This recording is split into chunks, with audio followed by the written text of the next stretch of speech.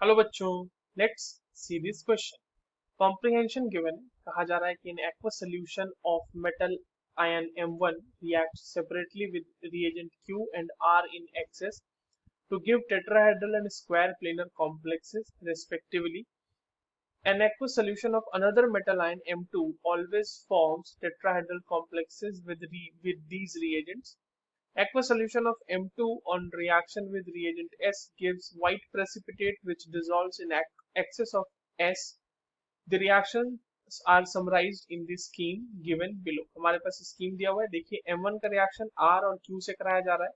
तो एक तरफ स्क्वायर प्लेनर कॉम्प्लेक्स मिल रहा है, एक तरफ टेट्राहेड्रल कॉम्प्लेक्स मिल रहा है। वहीं पर M2 का रिएक्शन चाहे Q से कराओ चाहे R से कराओ, दोनों तरफ टेट्राहेड्रल कॉम्प्लेक्स ही मिल रहा है। और अगर उसका M2 का रिएक्शन S से कराया जा रहा है इन स्टोइशियोमेट्रिक अमाउंट, तो वहां से व्हाइट प्रेसिपिटेट मिल रही है, और अगर एक्सेस में S दे दिया तो प्रेसिपिटेट डिसॉल्व हो जा रहा है। सवाल हमसे ये पूछा गया है कि M1, Q और R रिस्पेक्टिवली क्या क्या है। ऑप्शंस है हमारे सामने Zn2 plus KCN and HCl, Ni2 plus HCl and KCN, Cd2 plus KCN and HCl and CO2 plus HCl and KCl। तो चलिए इस क्वेश्चन को सॉल्व करते हैं बच्चों, और सबसे पहले ये देखते हैं कि इस क्वेश्चन को सॉल्व करने के लिए हमारे पास कौन से की कॉन्सेप्ट की जानकारी होनी चाहिए।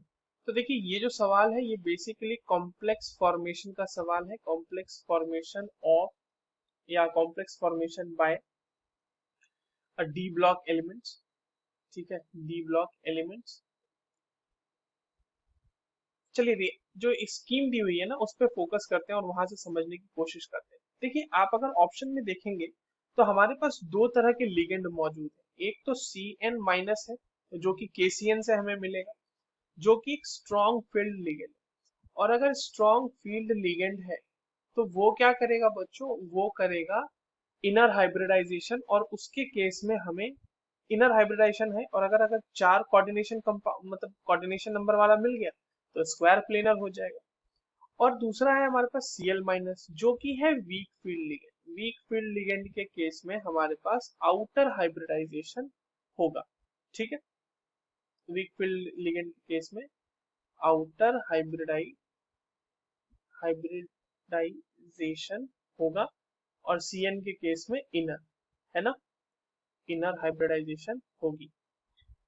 तो अब एक बात समझिए, M1 में कहा जा रहा है कि उसका रिएक्शन अगर R से करा रहे हैं तो स्क्वायर प्लेनर कॉम्प्लेक्स मिल रहा है, यानी R तो कहीं ना कहीं हमारा इनर हाइब्रिडाइजेशन करके कोऑर्डिनेशन नंबर 4 वाला बनाएगा, तो वो करेगा स्ट्रॉन्ग फील्ड लिगेंड, यानी वो तो हमारा R कहीं ना कहीं KCN होने वाला है। क्यू की अगर हम बात करें तो वहां से टेट्राहेड्रल मिल रहा है, तो ठीक है क्यू भी हमारा Cl माइनस वाला हो सकता है।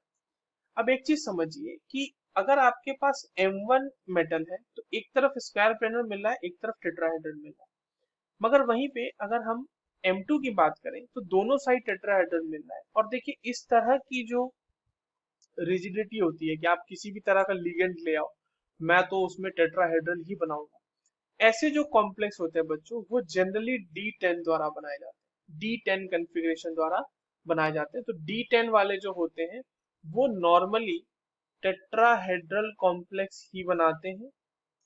ठीक है, अभी मैं बताऊंगा आपको टेट्राहेड्रल कॉम्प्लेक्स विद स्ट्रॉन्ग और वीक फील्ड।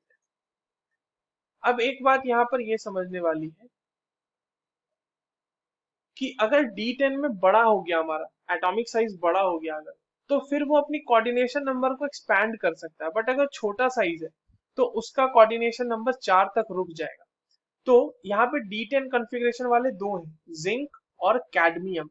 तो एक्चुअल में ये जो हमारा M2 है ना वो जिंक ही है, क्योंकि जिंक और कैडमियम में अगर आप कंपेयर करो तो जिंक का साइज छोटा है, और अगर हम कैडमियम की बात करें तो कैडमियम जो है वो मतलब कोऑर्डिनेशन नंबर 6 वाले कॉम्प्लेक्सेस भी बना लेता है। ठीक है, बट जिंक हमारा बेचारा वो नहीं कर पाता। तो जिंक हो जाएगा, और जिंक का कॉन्फ़िगरेशन अगर आप लिखना चाहें तो वो आता है जिंक 2 प्लस का, वो आएगा आर्गन 3D 3D10। तो ये हो गया हमारा। अब देखिए, तो जिंक तो मतलब M1 में तो नहीं पॉसिबिलिटी हो सकती जिंक या फिर कैडमियम। अब रही बात निकेल या कोबाल्ट की, तो कोबाल्ट जो होता है वो HCl के साथ या फिर साइनाइड के साथ Cn माइनस KCl माइनस के साथ वो कोऑर्डिनेशन नंबर 6 वाले कॉम्प्लेक्सेस बनाना ज्यादा प्रेफर करता है। कोबाल्ट का कोऑर्डिनेशन नंबर 6 वाला कॉम्प्लेक्स ज्यादा प्रेफर करता है।